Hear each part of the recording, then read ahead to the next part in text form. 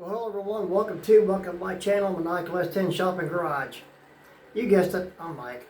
Well, whatever part this will be for this saga, the mystery so far, on my s10 aveo to get it to crank over and start. We know it starts, it runs, but through the other videos that you've seen so far, been no luck other than doing it with the manual start button. So, took the battery out of it and had it tested and checked. All's good. And like, subscribe if you already haven't. It helps you out. And subscribe. Appreciate it. Now, why did I get this to do it?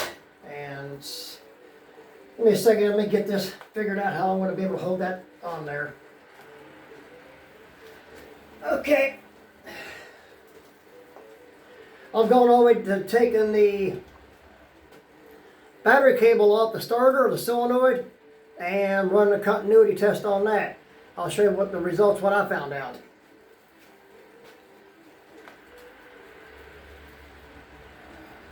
Okay. So that's, you need 12.5 or better on the battery. Okay.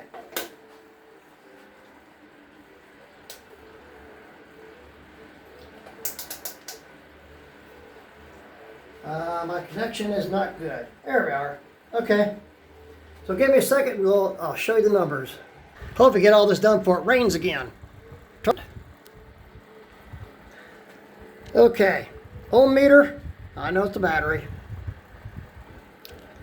Here's what the battery reads. More than enough to start the car. Okay. Give me a second. Okay, I took the starter relay off. It's a 4-point. Can't count, obviously. 4-point. And the two verticals are for when the starter's giving out the solenoid, you'll hear them click. So here's what you're going to hear. Instead of hearing the solenoid click, you'll hear this if you can. Depending on if you got someone else helping you or you really quiet, you can hear it click.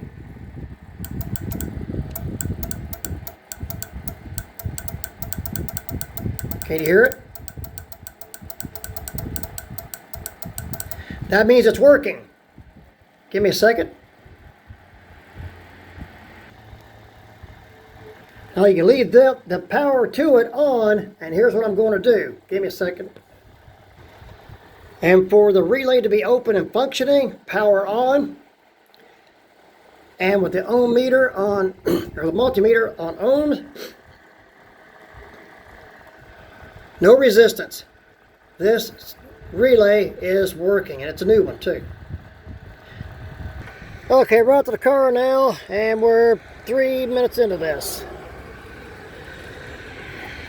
As I said, I took the battery cable from the starter to the terminal off, gone through all that down in there to get it out of there. And I figured bad wire cable, break, dead short, no continuity or over continuity. And as you can see with the gauge and where it's set still, and that's for the ohm, that's the ohm sign, volt sign, continuity, lowest one. And look here. Look what it reads. Whoop. Okay. I just had the thing doing it. Oh, my pin dropped out. Hold on a second. Hold on. I'm bouncing around, I know. There, now she's reading. That's what you're looking for, right there.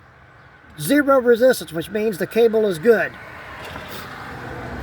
And as far as I know, there's no reason this thing shouldn't start. Turn over at least. Everything works but that. Okay, battery's back in as you can see. Still have the 12 3/4 volt charge. I'm going to hook the positive up and check this. I've already checked it and show you what's happening here. Take a look at this. The hot wire going from the battery to the main fuse box And let me get her to the meter. Perfect continuity. Good flow through that wire. That fuse box is hotter than the 4th of July. Now I'm going to rerun the positive back down to the starter, hook that up. Now if it does crank over and start, then with what I've done, I've made a better connection, and that's what the whole problem was with the connection. So let's see. Just so I keep the video from stopping or shutting off on me, we're getting her back together. And the relay's back in, as you can see, right there. And of course, once again, I'll tell you which one's which. Oops, get up where you see it. All you gotta do is match that to these down here. Okay, I'm back. Starter hooked, well, the positive cable's hooked back up to the starter. Everything's looking good. I don't know the reason that won't start or crank over to start. Battery's hooked back up and trying to get, because the glare there, ground. And yesterday I even actually run an extra ground just in case. And the continuity on this is good. And hand tighten it. Get that up there a little bit. Oh, that's good. Okay. As you can see, I'm getting ready to get in the car. I'm going to go in and get the key. Be right back. Okay, everyone. It's 6.5 minutes into this. Getting ready to crank it over. See what I've got. I don't know the reason now why it won't start. Unless it's something to do with the other wiring part of it, which means I'm more than likely going to get a new wiring harness for this if I can find one. So let's see what happens, and keep our fingers and toes crossed if you can. So let's see what we got. Get my hand out of the way. And you can probably see all the lights should be on is on. So let's see what we got. Nothing. I don't know. Keep in touch. I'll bring more video to you on this. I'm going to have a whole new car time I get done with this. So much for this right now, but all that's been tested and checked and charged, and I still trying to figure out why it's not wanting to do anything. So thanks for tuning in and wanting to know. Let me roll the window up, make it a little quieter, but of course warmer in here. And I'll keep you updated and posted as I can. Thanks everyone so much for hanging in there with me and seeing what's going on with this.